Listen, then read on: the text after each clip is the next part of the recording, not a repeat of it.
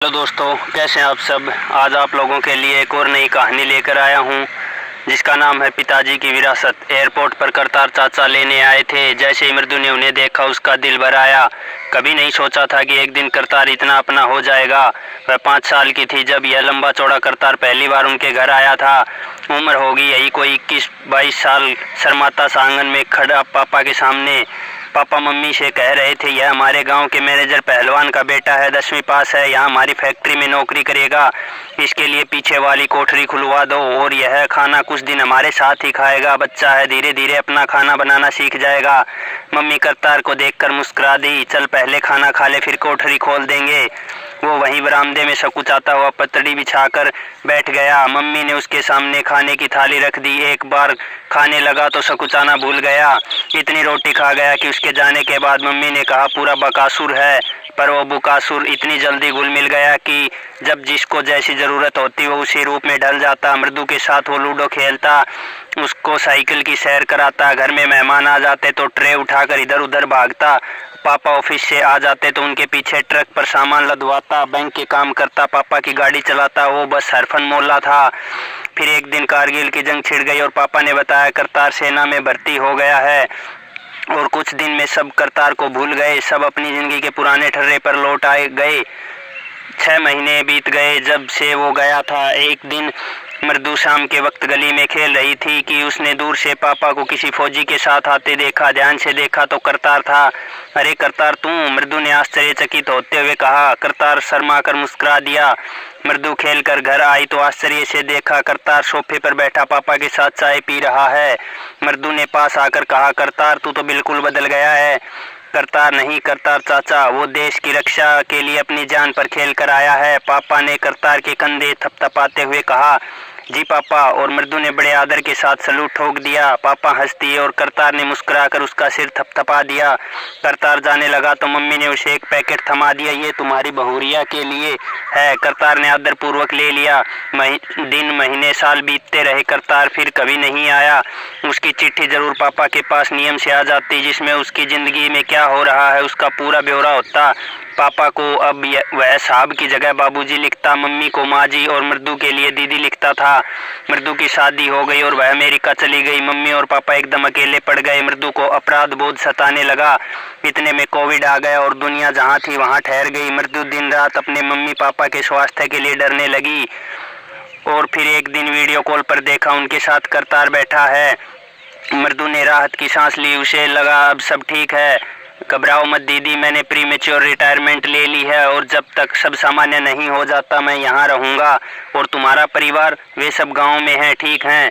मृदु ने देखा कुछ ही दिनों में उसके माँ बाप जवान लगने लगे। उनसे जब भी बात करो उनकी हर बात में करतार का जिक्र होता। यहाँ तक कि मृदु को कभी कभी थोड़ी जलन सी हो जाती। फरवरी 2021 आया और लगा विनाश का समय आ पहुंचा। मृदु को ऐसा लगता जैसे उसका देश तड़प रहा है। कोविड से मरने वालों की संख्या रोज बढ़ रही थी और फिर माँ और पापा भी बारी बारी से उनकी चपेट में आ गए। करतार दिन रात उनकी सेवा कर रहा था। जूम पर उनसे बातें करा देता। लग रहा था सब ठीक हो जाएगा।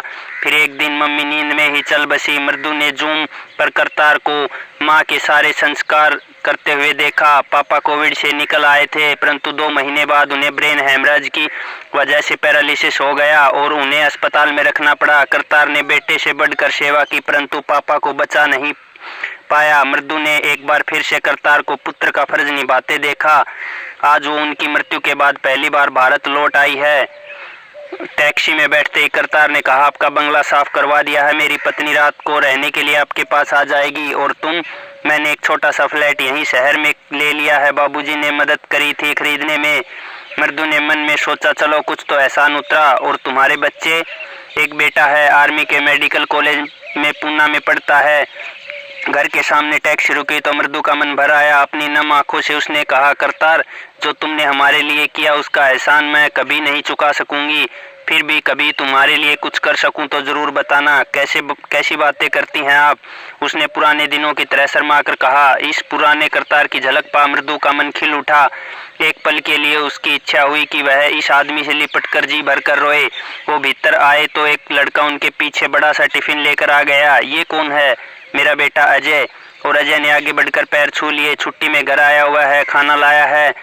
घर से हमने सोचा अभी बीमारी गई नहीं है, पूरी तरह से आप बाहर का खाना न खाएं तो बेहतर होगा। करतार के इस अपनेपन से मृदु का मन फिर भीगने लगा। आप चाय पियेंगी न? अजय किचन से 2 कप चाय ले आया। मैं कल यहाँ सारा सामान रख गया था, उसने चाय थमाते हुए कहा। देर शाम तक करतार सारा हिसाब समझाता रहा। घर के कागज, प्लाट के कागज, फिक्स्ड डिपॉजिट, लॉकर की चाबियां, गहने और भी न जाने क्या क्या। मैं कल आऊँगा, आज आराम कर लो, कल से काम शुरू करेंगे। फिर एक दिन पूजा भी रखेंगे, आपके सब रिश्तेदारों को बुलाकर ब्राह्मण भोज भी कराना है, करतार ने कहा। करतार चला गया तो वो घर का एक एक कोना सूंघने लगी। अजीब सुकून मिल रहा था उसे। सिर्फ इस घर में मात्र सांस लेने मात्र से। समीर का अमेरिका से फोन आया तो जैसे वो तंद्रा से जाग गई। हेलो, सब ठीक है ना? दूसरी तरफ से आवाज आई। हाँ, सब ठीक है, मृदु ने अनमने भाव से कहा। करतार ने सब हिसाब दे दिया ठीक से? समीर ने पूछा। हाँ, कहते हुए मृदु का गला रूंध गया। तुम होटल में क्यों शिफ्ट क्यों नहीं हो जाती? समीर ने कहा। सुनकर उसका मन हुआ तो वो फोन को पटक दे, पर संभल कर बोली, सब ठीक है, करतार ने सारा इंतजाम कर दिया। मृदु ने अपने सवर की नमी छुपाने का प्रयत्न करते हुए कहा।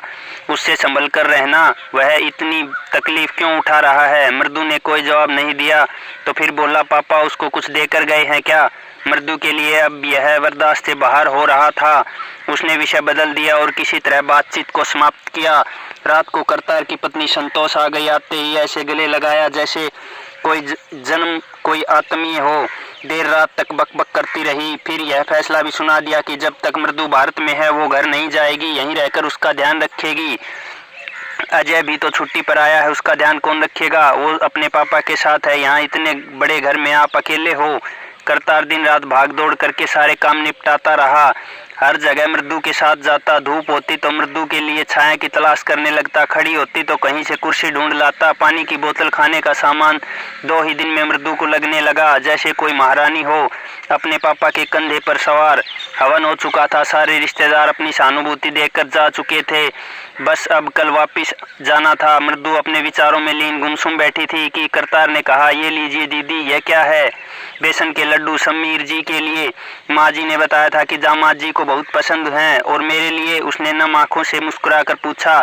करतार की आंखें नम हो गई।